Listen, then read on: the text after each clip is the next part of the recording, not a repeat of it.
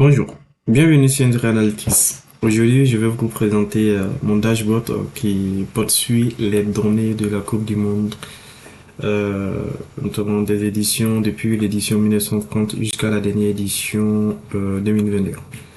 Et cette analyse s'est faite sur plusieurs tables, notamment des tables qui renseignent les données de 1930 en 2018 et une table à part qui concerne les données portant sur la dernière édition de la Coupe du Monde, c'est-à-dire de 2022.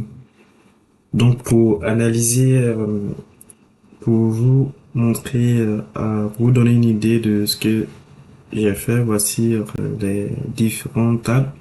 Là, on a les données des différents matchs de la Coupe du Monde 2022. Et aussi, on a aussi les données portant sur les différentes sélections des joueurs sélectionnés de la Coupe du Monde et leurs statistiques, notamment nombre de buts marqués en Coupe du Monde, nombre de sélections et tout, le âge, etc. Et aussi, on a ici une table qui porte sur les vainqueurs, les 9 vainqueurs des différentes éditions, le nombre de buts marqués et le nombre de matchs joués et les différentes équipes, nombre d'équipes qualifiées à chaque édition. Donc pour ce faire, désolé pour la couleur, c'est vrai que ça matche pas avec le logo, c'est un choix personnel. Donc ici je fais deux filtres, un filtre pour pouvoir filtrer les données par année.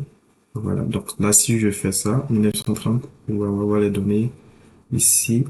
À savoir que les trois graphiques qui sont au-dessus concernent que les éditions de 1930 en 2018 et les quatre graphiques en dessous concernent la dernière édition, c'est-à-dire la Coupe du Monde 2022 qui s'est déroulée au Qatar.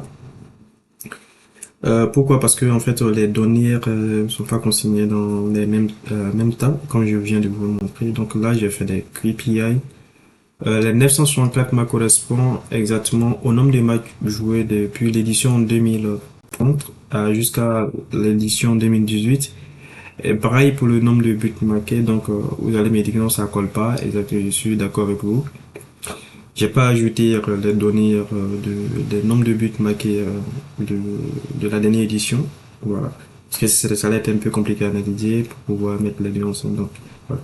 Et ici, on a le nombre voilà, comme vous pouvez voir, le nombre de buts marqués en 2022.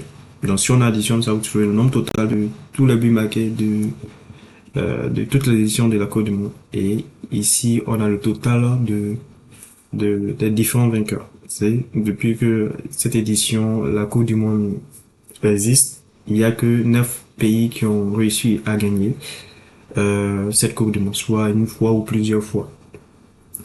Donc, ce graphique en cours ici, quand vous venez dessus, j'ai fait en sorte qu'on puisse avoir exactement le nombre de matchs joués lors de chaque édition, le total également de buts marqués et pour cette édition, combien de pays ont participé à cette édition.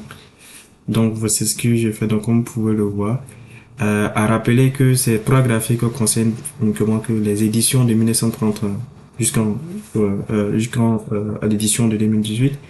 Pareil ici, les données que comme vous pouvez voir, winner goals by edition win. Désolé, les données étant en anglais, donc j'ai préféré continuer en anglais. Ici, vous verrez que pour chaque, c'est un peu complexe, j'ai pas mon temps pour l'expliquer.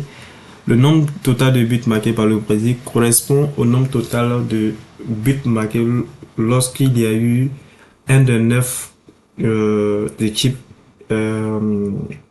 qui est rapporté comme on appelle la Coupe du Monde, c'est-à-dire un peu complexe, je sais pas, moi j'ai analysé mais j'avoue que il faudrait que je prenne mon temps. Non, en tout cas, ça correspond au total, c'est pas le total de buts marqués par le Brésil, mais c'est uniquement lorsque je me perds un peu, mais il faudrait que je revienne là-dessus. Et le, ici on a le total, c'est-à-dire le top 10 des meilleurs buteurs. À rappeler encore que c'est On prend pas en compte ici les buts marqués de la dernière édition. Et ici, on a les données uniquement, les graphiques portant uniquement sur la dernière édition, c'est-à-dire la Coupe du Monde au Qatar. Et ici, on a le nombre de buts marqués en fonction des positions, c'est-à-dire soit milieu, attaque, attaquant, défenseur. Et au niveau vous voyez, des défenseurs, on a voilà 27% des buts, et effectivement, les attaquants, voilà, ont marqué euh, ici on a 61%, c'est normal. Et ici, goalkeeper, voilà, 0, etc. Et là, nous avons nombre de défenseurs qui ont pris part à cette dernière édition, et ballon de milieu, nombre de défenseurs, d'attaquants et de gardiens, etc. Et ici, on a le statut c'est-à-dire les catégories d'âge.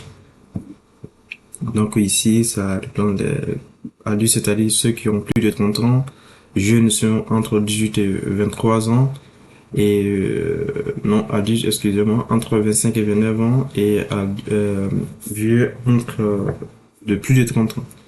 Et ici, on a le top 15 des championnats qui ont fourni plus de joueurs. Ici, vous voyez l'Angleterre Angleterre pour la Coupe du Monde 2020. Il y a eu 50 joueurs évoluant dans le championnat, 558 joueurs évoluant dans le championnat anglais qui ont pris part à cette édition. Donc voilà un peu ce que je fais avec ce dashboard. Voilà. C'était juste pour montrer. Prochainement, je ferai une vidéo pour savoir, pour vous montrer en détail comment analyser les données dans Power BI. Donc si vous avez aimé, n'hésitez pas à liker et à apprécier cette vidéo. Au revoir.